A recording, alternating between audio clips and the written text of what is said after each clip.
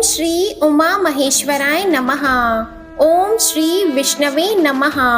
मैं हूँ वामिका और आप सभी को फाल्गुन मास की पूर्णिमा व्रत की हार्दिक शुभकामनाएं। आज की इस वीडियो में आप सुनेंगे फाल्गुन पूर्णिमा व्रत की संपूर्ण कथा और आरती। अब सुनिए 32वीं पूर्णिमा की व्रत कथा।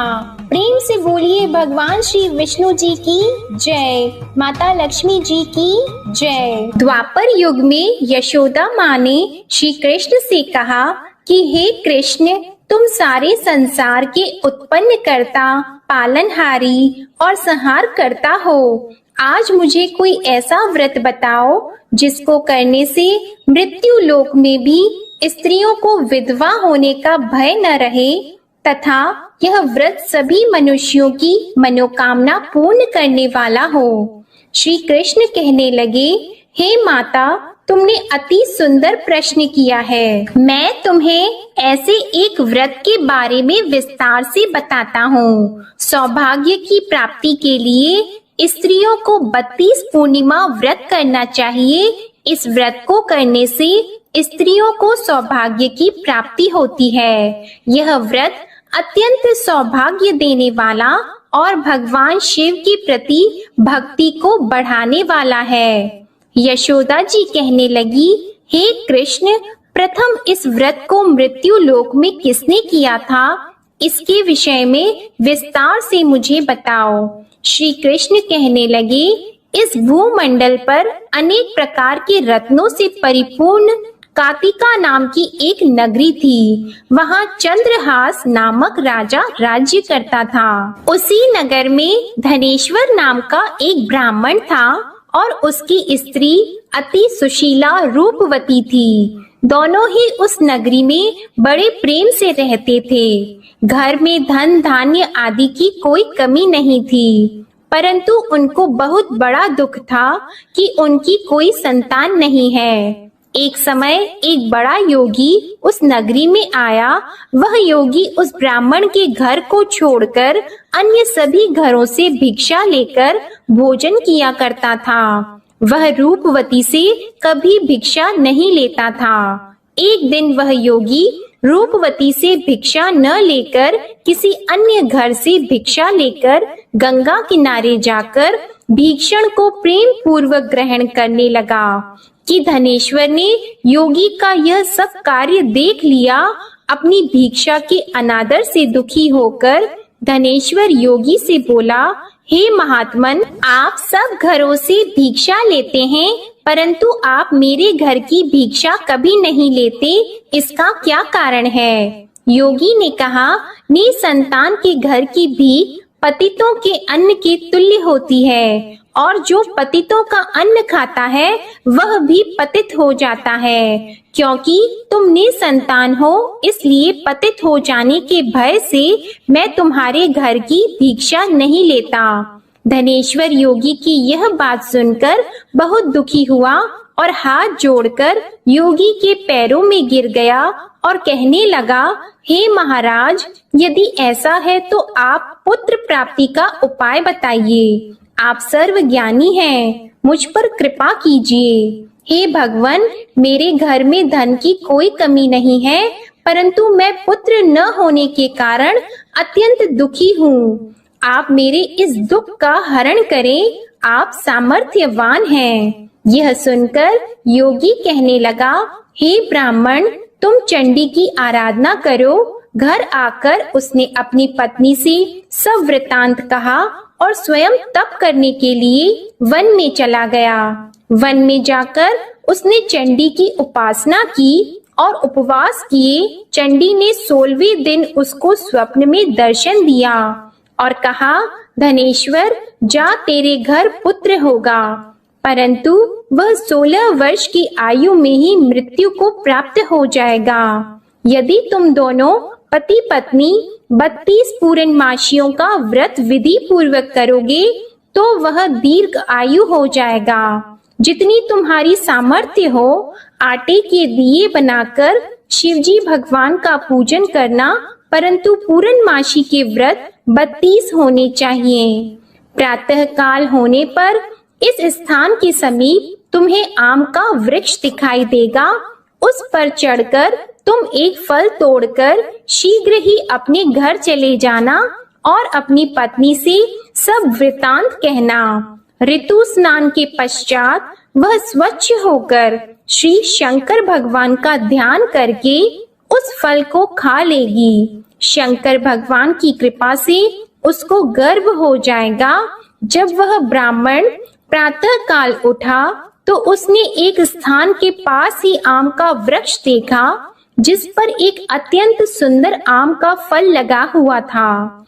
उस ब्राह्मण ने उस आम के वृक्ष पर चढ़कर फल को तोड़ने का प्रयत्न किया, परंतु वृक्ष पर कई बार प्रयत्न करने पर भी वह चढ़ नहीं पाया।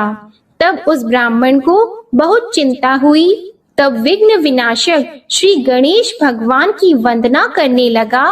हे दयानिधि, अपने भक्तों के विघ्नों का नाश करके उनके मंगल कार्य को करने वाले, दुष्टों का नाश करने वाले, रिद्धि सिद्धि प्रदान करने वाले, आप मुझ पर कृपा करके इतना बल दें कि मैं अपने मनोरथ को पूरा कर सकूं। इस प्रकार गणेश जी की प्रार्थना करने पर उनकी कृपा से धनेश्वर वृक्ष पर चढ़ गया और उसने सुंदर आम के फल को तोड़ लिया।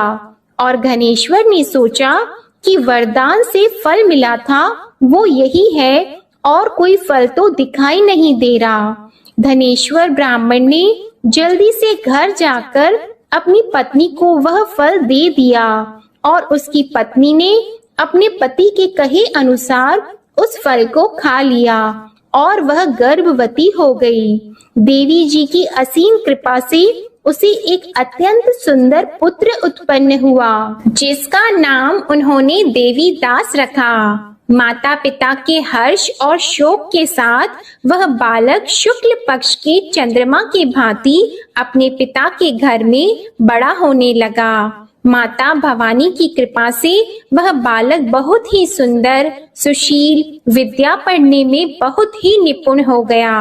दुर्गा जी की आज्ञा अनुसार उसकी माता ने 32 पूर्णमासी का व्रत रखना आरंभ कर दिया जिससे उसका पुत्र बड़ी आयु वाला हो जाए। 16वां वर्ष लगते ही देवी दास के माता पिता को बड़ी चिंता हो गई कि कहीं उनके पुत्र की इस वर्ष मृत्यु न हो जाए। इसलिए उन्होंने अपने मन में विचार किया कि यदि यह दुर्घटना उनके सामने हो गई तो वे कैसे सहन करेंगे।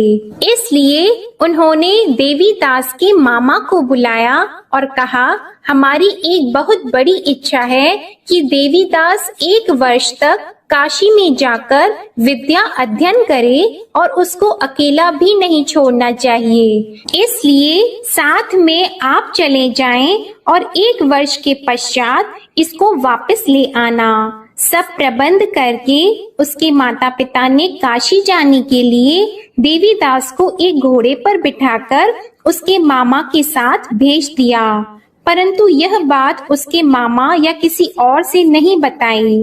धनेश्वर तथा उसकी पत्नी ने अपने पुत्र की मंगल कामना तथा दीर्घ आयु के लिए भगवती दुर्गा की आराधना और पूर्णमासियों का व्रत करना आरंभ कर दिया। इस प्रकार बराबर 32 पूर्णमासी के व्रत को उन्होंने पूरा किया। कुछ समय पश्चात एक दिन वह मामा और भांजा मार्ग में रात बिताने के लिए किसी गांव में ठहरे हुए थे। उस दिन उस गांव में ब्राह्मण की अत्यंत सुंदर, सुशीला और गुणवती कन्या का विवाह हो रहा था। जिस धर्मशाला के अंदर वर और उसकी बारात ठहरी हुई थी, उसी धर्मशाला में देवी दास और उसके मामा भी ठहरे हुए थे। संयोगवश कन्या को तेल आदि चढ़ाकर मंडप आदि का कार्य किया गया तो लग्न के समय वर को धनुर्वात हो गया। इसलिए वर के पिता ने अपने कुटुंबियों से विमर्श करके निश्चय किया कि यह देवी दास मेरे पुत्र जैसा ही सुंदर है, मैं इसके साथ ही लग्न करवा दूं और बाद में विवाह के अन्य कार्य मेरे लड़के के साथ हो जाएंगे। ऐसा सोचकर देवीदास के मामा से जाकर बोला कि तुम थोड़ी देर के लिए अपना भांजा हमें दे दो, जिससे विवाह के लग्न का सब कार्य सुचारू रूप से हो सके। तब देवीदास का मामा कहने लगा, जो कुछ भी वधू पक्ष से कन्यादान के समय वर को मिले वह सब हमें दे दिया जाए, तो मेरा भांजा इस बारात का दूल्हा बन जाएगा। यह बात वर के पिता ने स्वीकार कर लेने पर उसने अपना भांजा वर बनने के लिए भेज दिया और उसके साथ सब विवाह कार्य विधि पूर्वक संपन्न हो गए। पत्नी के साथ वह भोजन करने के पश्चात बहुत उदासीन और दुखी हो गया। उसने सब बातें जो वर के पिता और उसके मामा में हुई थी लड़की को बता दी। तब कन्या कहने लगी कि यह ब्रह्मा विवाह के विपरीत कैसे हो सकता है। देव, ब्राह्मण और अग्नि के सामने मैंने आपको ही अपना पति माना है, इसलिए आप ही मेरे पति हैं। मैं आपकी ही पत्नी रहूंगी, अन्य किसी की नहीं। देवीदास ने कहा, ऐसा मत करिए, क्योंकि मेरी आयु बहुत कम है। मेरे पश्चात आपकी क्या गति होगी, इन बातों को अच्छी तरह विचार कर लो। परंतु वह दृढ़ विचारों वाली लड़की थी। वह बोली, जो आपकी गति होगी वही मेरी गति होगी। प्रातः काल देवीदास ने अपनी पत्नी को 3 नागों से जड़ी हुई एक अंगूठी दी, एक रुमाल दिया और बोला, हे प्रिये, इसे लो और संकेत समझकर स्थिर चित्त हो जाओ। मेरा मरण और जीवन जानने के लिए एक पुष्प वाटिका बना लो। उसमें सुगंधी वाली एक नव मल्लिका लगाओ और उसको प्रतिदिन जल से सींचा करो और आनंद के साथ खेलो कूदो और उत्सव मनाओ। जिस समय और जिस दिन मेरा प्राणात होगा, यह फूल सूख जाएंगे और जब यह फिर से हरे हो जाएं, तो समझ लेना मैं जीवित हूँ। यह बात निश्चय करके समझ लेना, इसमें कोई भी संशय नहीं है।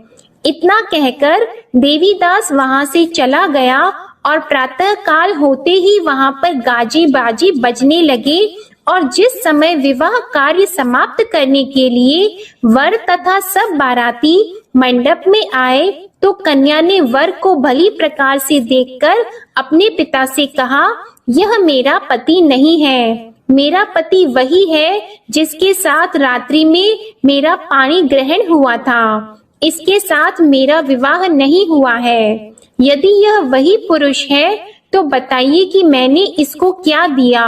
वधू पक्ष और कन्या पक्ष कन्यादान के समय जो आभूषण आदि दिए गए थे वो दिखाए तथा रात में क्या गुप्त बातें मैंने इनसे कही वह सब सुनाइए। पिता ने उसके कहे अनुसार वर को बुलाया। कन्या की यह सब बातें सुनकर वह कहने लगा, मैं नहीं जानता। इसके पश्चात लज्जित होकर वह वहां से चला गया और सारी बारात भी अपमानित होकर वहां से लौट गई। भगवान श्री कृष्ण बोले, हे माता, इस प्रकार देवीदास काशी विद्या अर्जन के लिए वहां से चले गए और जब कुछ समय बीत गया तो काल से प्रेरित होकर एक सर्प रात्रि के समय उसको डसने के लिए वहां पर आया।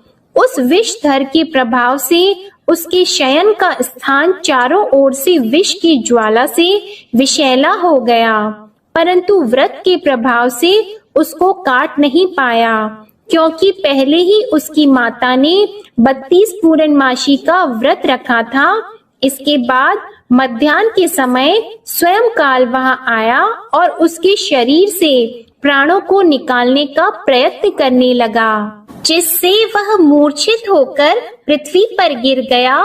उसी समय माता पार्वती के साथ भगवान शंकर वहां आ गए। उसको मूर्छित दशा में देखकर माता पार्वती जी ने शंकर जी से प्रार्थना की, हे महाराज, इस बालक की माता ने पहले ही 32 पूर्णिमा का व्रत पूरा किया था, जिसके प्रभाव से आप इसको प्राण दान दें। माँ भवानी के कहने पर भक्त वत्सल भगवान शिव जी ने उसको प्राण दान दे दिया।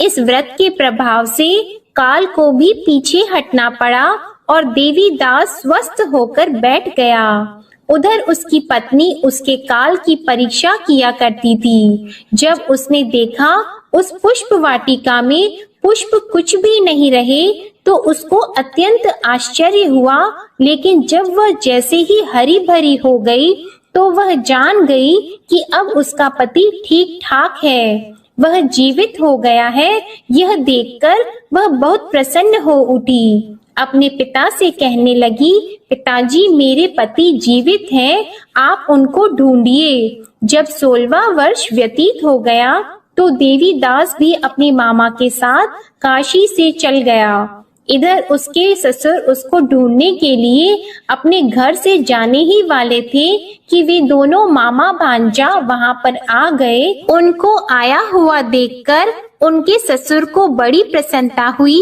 और वह उन्हें अपने घर ले गए। उस समय नगर के निवासी भी वहां इकट्ठे हो गए और सबने निश्चय किया कि अवश्य ही इसी बालक के साथ कन्या का विवाह हुआ था। उस बालक को कन्या ने जब देखा तो पहचान लिया कि यह तो वही है जो संकेत करके गया था। कुछ दिन बाद देवीदास ने अपनी पत्नी और मामा के साथ अपने ससुर के घर से बहुत सारे उपहार लेकर अपने माता पिता के घर गए। अपने गांव के निकट पहुंचने पर कई लोग उसके माता पिता को पहले ही खबर देने चले गए कि तुम्हारा पुत्र देवीदास अपनी पत्नी और मामा के सहित आ रहा है। ऐसा समाचार सुनकर माता पिता को विश्वास नहीं हुआ, परंतु जब और लोगों ने भी आकर यही बात उन्हें बताई तो उनको बड़ा आश्चर्य हुआ। लेकिन थोड़ी देर में देवीदास ने आकर अपने माता पिता के चरणों में अपना सर रखकर प्रणाम किया और उसकी पत्नी ने अपने सास ससुर के चरणों को स्पर्श किया तो माता पिता ने अपने पुत्र और पुत्र वधू को हृदय से लगा लिया और दोनों की आंखों में प्रेम अश्रु बहने लगे। अपने पुत्र और पुत्र वधू के आने की खुशी में धनेश्वर ने बड़ा ही भारी उत्सव किया और ब्राह्मणों को दान दक्षिणा देकर प्रसन्न किया। श्री कृष्ण भगवान कहने लगे, इस प्रकार धनेश्वर 32 पूर्णमासियों के व्रत के प्रभाव से पुत्रवान हो गया। जो भी स्त्रियां 32 पूर्णमासी के व्रत को करती है वे जन्म जन्मांतर में वैधव्य का दुख नहीं भोगती और सदैव सौभाग्यशाली रहती है। व्रत करने वाला चाहे स्त्री हो या पुरुष भगवान शंकर की कृपा से संसार के सकल आनंद भोगकर अंत में आवागमन रहित होकर शिव लोक को प्राप्त होता है। प्रेम से बोलिए श्री लक्ष्मी नारायण भगवान की जय, उमा महेश्वर भगवान की जय। अब सुनिए पूर्णिमा व्रत की दूसरी कथा। पौराणिक कथा के अनुसार एक बार की बात है, किसी नगर में एक सेठ और सेठानी रहते थे। सेठानी प्रतिदिन श्री हरि भगवान विष्णु की पूरी श्रद्धा से पूजा अर्चना किया करती थी, लेकिन उसका पूजा करना उसके पति यानी सेठ को बिल्कुल भी पसंद नहीं था। इसी कारण सेठ ने एक दिन अपनी पत्नी को घर से निकाल दिया। घर से निकाले जाने के बाद सेठानी जंगल की तरफ निकल पड़ी। रास्ते में जाते समय सेठानी ने जंगल में 4 आदमी को देखा जो मिट्टी खोद रहे थे। तब सेठानी उन आदमी के पास गई और उन लोगों से कहा, कृपया आप मुझे किसी काम पर रख लें। इसके बाद चारों आदमी ने सेठानी को नौकरी पर रख लिया। सेठानी के हाथ पांव बहुत ही कोमल थे, इस वजह से काम करते करते उसके हाथ पर छाले पड़ गए। सेठानी के हाथों को देखकर चारों आदमी ने कहा कि तुम यह काम छोड़ दो, तुम किसी अच्छे घर खानदान की लगती हो, इसकी जगह तुम हमारे घर के काम में हाथ बटा दो। सेठानी इस काम के लिए राजी हो गई। फिर वे चारों आदमी सेठानी को अपने घर ले गए। वहाँ चारों आदमी हर दिन 4 मुट्ठी चावल लाते थे और आपस में बांटकर उसे खा लेते थे। यह देखकर सेठानी को बहुत बुरा लगा। अगले दिन सेठानी ने चारों से कहा, सुनो भाई, तुम लोग कल से 4 मुट्ठी की जगह 8 मुट्ठी चावल लेकर आना। सेठानी के कहे अनुसार चारों आदमी अगले दिन 8 मुट्ठी चावल लेकर आए। उस चावल को सेठानी ने पकाकर सबसे पहले भगवान विष्णु को भोग लगाया और फिर चारों आदमियों को परोसा। जब चारों आदमी ने उस भोग लगाए भोजन को खाया तो उन लोगों को बहुत स्वादिष्ट लगा। उन्होंने सेठानी से कहा, बहन, आज जो तुमने खाना बनाया वह बेहद स्वादिष्ट है। इस पर सेठानी ने कहा, यह भोजन भगवान विष्णु का झूठा है, इसी वजह से आप लोगों को यह बहुत स्वादिष्ट लग रहा है। उधर सेठानी के जाने के बाद से सेठ भूखा रहने लगा। आस पड़ोस के लोग उसे देखकर ताने भी मारते थे कि यह आदमी सिर्फ अपनी पत्नी की वजह से ही भोजन किया करता था। ऐसा बार बार सुनने के बाद सेठ एक दिन अपनी पत्नी की तलाश में जंगल की तरफ निकल पड़ा। रास्ते में सेठ को मिट्टी खोदते हुए वही 4 आदमी दिखाई दिए। उसे देखकर सेठ ने कहा, सुनो भाई, क्या तुम मुझे काम पर रख सकते हो? तब चारों आदमी ने उसे काम पर रख लिया, किंतु मिट्टी खोदने से सेठ के हाथों में भी छाले पड़ने लगे, यहाँ तक कि उनके बाल भी उड़ गए। यह देखकर चारों आदमी को सेठ पर दया आ गई और उसने कहा, सुनो भाई, तुम इस काम को छोड़ दो, तुम किसी अच्छे घर के लगते हो, तुम हमारे घर चलो, वहाँ कुछ काम में हाथ बटा लेना। सेठ ने उन चारों की बात मान ली और वह उनके साथ उनके घर चले गए। घर पहुँचने के बाद सेठ ने जैसे ही सेठानी को देखा वह पहचान गए, लेकिन सेठानी घूंघट में थी और सेठ के चेहरे को नहीं देख पाई। इस वजह से वह अपने पति को नहीं पहचान पाई। हर दिन की तरह इस दिन भी सेठानी ने भोजन बनाकर विष्णु भगवान को भोग लगाया और सभी को खाना परोसने लगी। जैसे ही सेठानी सेठ को भोजन देने लगी, तब स्वयं भगवान विष्णु ने सेठानी का हाथ पकड़ लिया और कहा, ये तुम क्या कर रही हो? यह सुनकर सेठानी ने कहा, मैं कुछ नहीं कर रही हूँ, मैं तो बस भोजन दे रही हूँ। भगवान विष्णु ने मेरा हाथ पकड़ लिया है। तब सेठानी से चारों आदमी ने कहा, हमें भी भगवान विष्णु के दर्शन कराओ। इसके बाद सेठानी हाथ जोड़कर भगवान विष्णु से अनुरोध करने लगी, हे प्रभु, आप मेरी तरह इन्हें भी दर्शन दें। तब भगवान विष्णु वहाँ प्रकट हो गए। इस दृश्य को देखते ही सेठ ने सेठानी से क्षमा मांगी और उसे अपने घर साथ चलने को कहा। फिर चारों भाइयों ने बहुत सारा धन देकर अपनी बहन को विदा किया।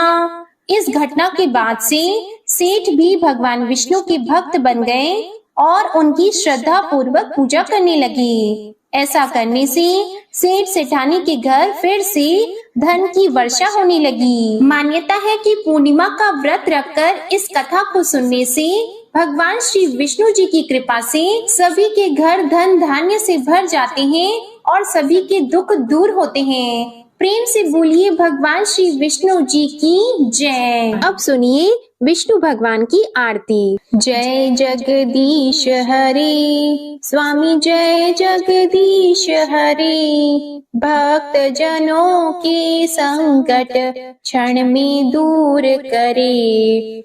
ओम जय जगदीश हरे, जो ध्यावे फल पावे, दुख बिन से मन का, सुख संपत्ति घर आवे, कष्ट मिटे तन का। ओम जय जगदीश हरे, मात पिता तुम मेरी, शरण गहूं किसकी, तुम बिन और न दूजा, आस करूं जिसकी। ओम जय जगदीश हरे, तुम पूर्ण परमात्मा, तुम अंतर्यामी, पार ब्रह्म परमेश्वर, तुम सबके स्वामी। ओम जय जगदीश हरे, तुम करुणा के सागर, तुम पालन करता, मैं मूर्ख खल कामी, कृपा करो भरता।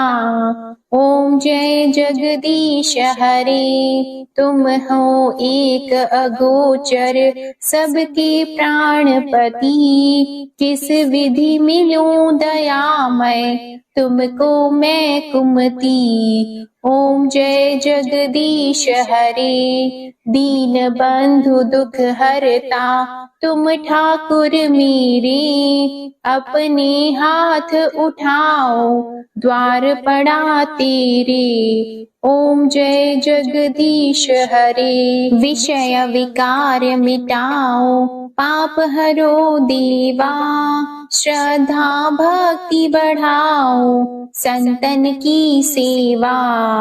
ओम जय जगदीश हरे, तन मन धन और संपत्ति सब कुछ है तेरा, तेरा तुझको अर्पण क्या लागे मेरा। ओम जय जगदीश हरे, श्री जगदीश स्वामी जी की आरती जो कोई नर गावे, कहत शिवानंद स्वामी, कहत शिवानंद स्वामी, मन वांछित फल पावे। ओम जय जगदीश हरे, जय जगदीश हरे, स्वामी जय जगदीश हरे, भक्त जनों के संकट क्षण में दूर करे। ओम जय जगदीश हरे, ओम जय जगदीश हरे, ओम जय जगदीश हरे।